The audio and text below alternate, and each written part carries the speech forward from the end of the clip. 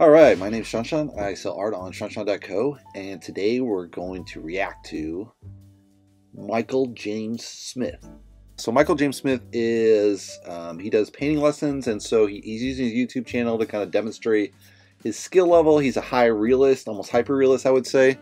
So very high quality, getting all the colors right, getting the composition right, very close to the photo, so just basically exact copy to a photo. I'm assuming he's working from photo, I'm not sure, but to get this high level realism, usually you're working straight from a photo. So let's take a look at one of his works. This is a lake reflection. Let's get into it, guys.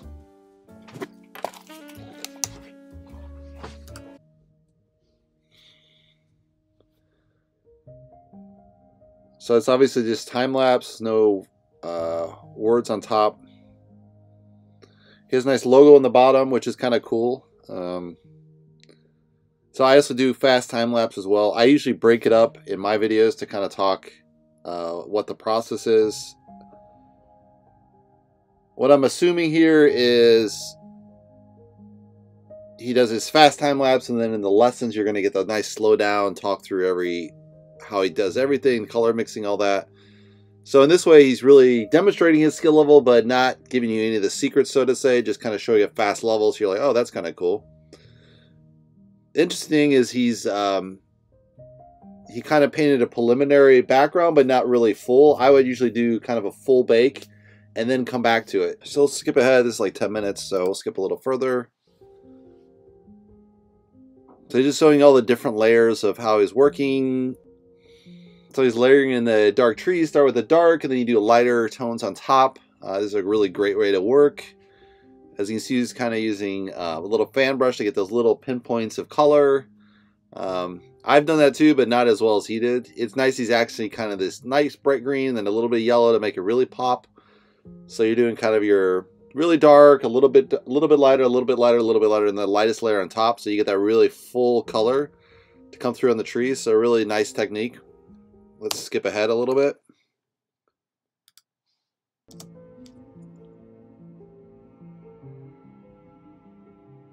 So here he's doing the really detail of approaching the lake. He's cut off the lake really exactly with a ruler.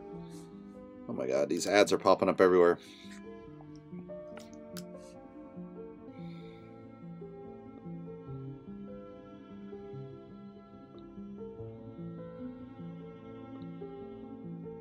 So he's making a really, really harsh shadow right next to the shore, which I think works. It really makes it stand out. Interesting, he didn't really reflect the colors as he went around in the lake, so I kind of probably would have done that, I think, to make it easier, and then just cut in that last line at the last second, but everyone works a little bit differently. Let's keep going. Let's skip ahead a little bit. So his water reflection is like, whoa! Now you're like, dude, that's like a perfect reflection. How did he do that? So I'm probably missing a little bit by skipping around. Yeah, you can just see it's like freaking crazy reflection level here. And you can see it's painted on the right side where it's like, oh, that's blurry and that's all like underdone, but the paint reflection is just amazing.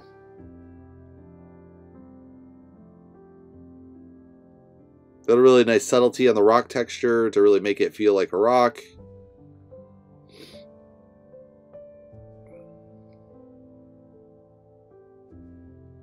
It's kind of cool. You can get a good idea of how to do a rock really fast. Just multi-layers, get the basic two shades right, the shadow side, the light side, and then you're highlighting the lights and the darks again on top. But yeah, you just see this, you're like, whoa, this really is amazing. So let's go on to the next video. This is about how to paint snow in the mountains. So let's check that out. So again, it's another fast time lapse. Oh man, these ads.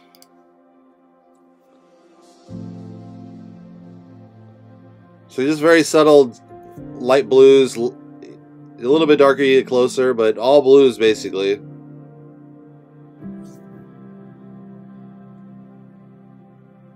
A little bit starting to blue black in the foreground. Now he's kind of lightening the sky a little bit.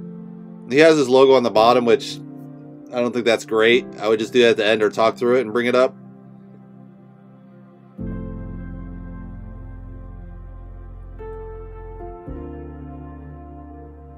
It's got some interesting way to do the texture here.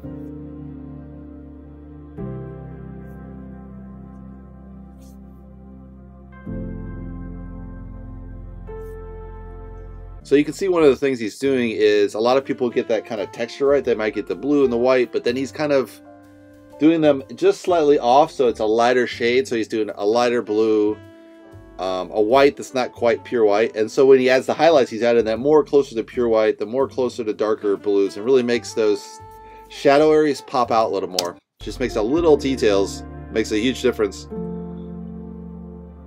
So again, layering in the mountains and the forest here.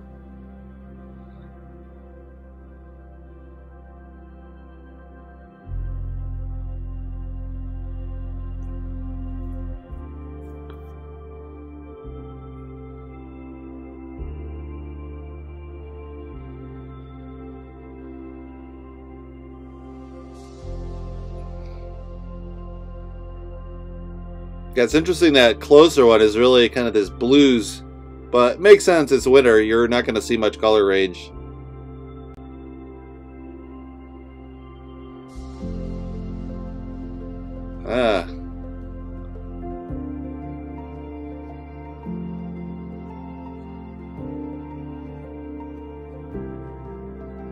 So he's had a pop of color there.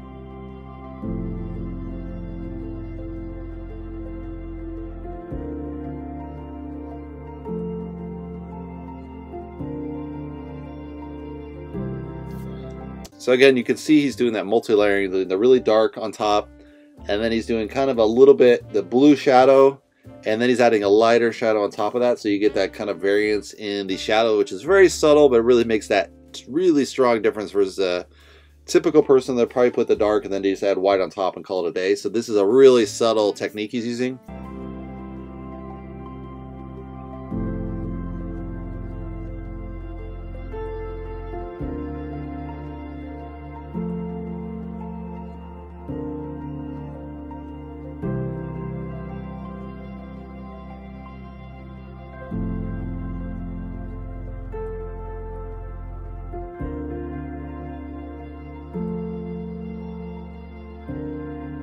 So the fan brush again.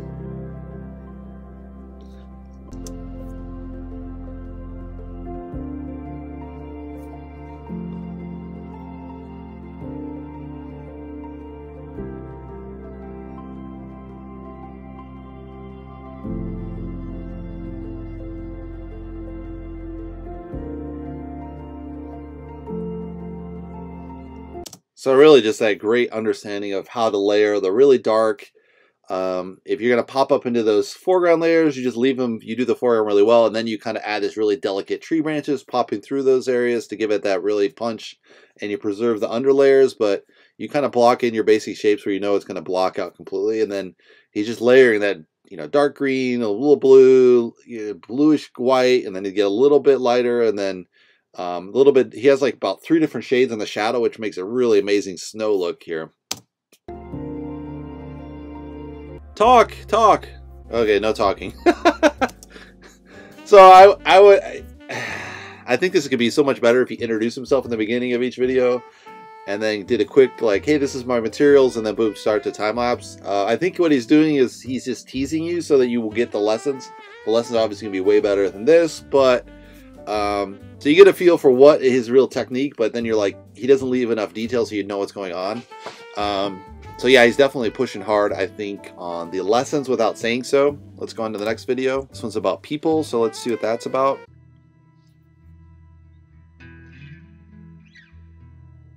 So really kind of cool, somber music. Oh my goodness, all these ads.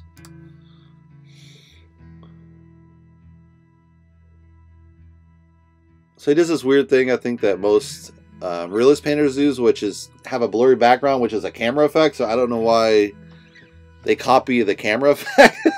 It's like just painted all the realist all the way through. It's kind of like this new thing where like, I'm going to copy what my 50mm looks like. It's like, that's not how the human eye sees. So it's just kind of odd, but it's a great technique in cinema to kind of draw the detail closer to the face versus the background. I don't know if it's necessary in painting per se, because you have more time to kind of digest the whole image. But yeah, it's kind of one of those modern things. So he's obviously sketched in roughly with all the correct, he's using the grid system. And then he's just filling in slowly but surely. So he has a really good understanding of the skin tone, exactly where he wants to go. I'm pretty sure he's doing this all in oil so you can preserve all those colors. So you have the same colors from the top of the face to the bottom of the face. And then just slowly filling that in.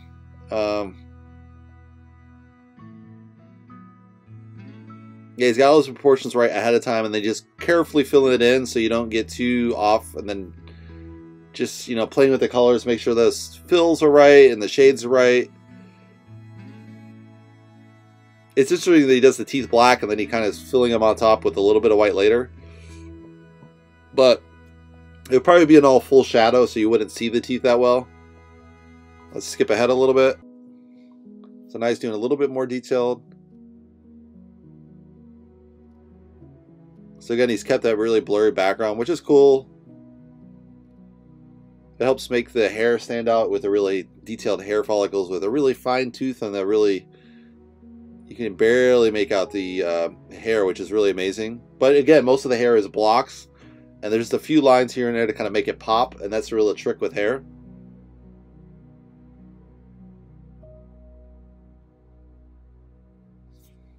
Kind of like the mouth on this girl, but maybe that's just how her mouth looks kind of weird. So yeah, he's filling in that. There's little tiny details around the eyebrows. Amazing. It's like, oh my god, that's so much detail. And then around the head, like little tiny follicles, like crazy detail, man. So he's playing around with the color, kind of finding his way on the chin there, it looks like.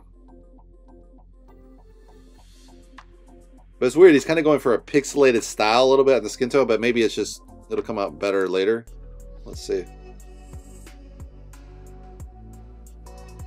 So it's really common in a painting, you'll start with a really light color and then you have to layer it several times to get like the really black.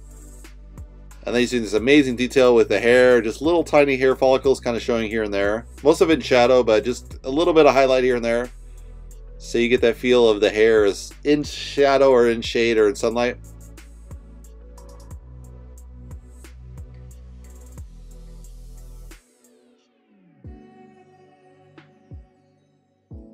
You might have done a little bit darker on the neck to make that neck kind of pop out back, but obviously it's very advanced, you know. It's kind of funny me critiquing his work, but let's go a little bit ahead. Oh, he's almost done. But yeah, I think you see where this is going, so I'll leave that there. So I think from his videos, from what I can see, he just does time lapse, so he just kind of gets that really nice, like, this is my process all the way through. He's not showing the paint. He's not having a voiceover. He's not doing a talk through.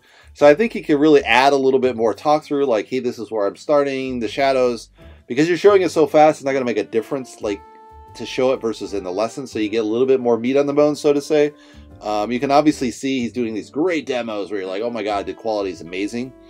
And so those are easily shareable, but I think you should kind of work a little bit with some parts not time-lapse, especially with maybe the color mixing, introducing the colors, maybe introducing himself at the beginning. At the end, he should have a talk like, hey, if you want to join my lessons, go to this page, blah, blah, blah. He just kind of has it at the bottom, which is subtle, but I think he should actually physically talk about it because some people are more auditorial, some people, they read more, some people are more visual. So you kind of want to hit all three of those. He's only really hitting the visual, and he's not really having audio, except for the sound background, which is nice, but he could have a talk over. He should have, I think, a voiceover. And I think he should have an intro and an outro, so to say, to kind of a little bit divide at the time. That's how I do my videos. He's obviously a better painter, so who am I to critique? But yeah, I think those could add a little bit more to these videos, because it's like great for demo, but then it's like, is he selling lessons? I think he's obviously selling lessons, but you kind of have to put two and two together, because he never says like, hey, by the way, if you want to see how to do this, go to the long version, which is how I do mine. So I think a little bit more obvious intent, hook, you would get kind of a better feel like, hey, I'm going to paint this painting at the beginning and then start from scratch. He just starts from scratch and goes all the way through, so it's just a simple kind of layout, which is easy to understand. You can see like blank page to perfection, right? So it's not bad. As far as video technique wise, obviously highly skilled painter, you know, excellent hyperrealism. But I think he could just add a little bit more in the video to kind of make that pop and be able to sell his message that he does the painting lessons. And that's Michael James Smith. I'll see you around next time, guys. Thanks for watching.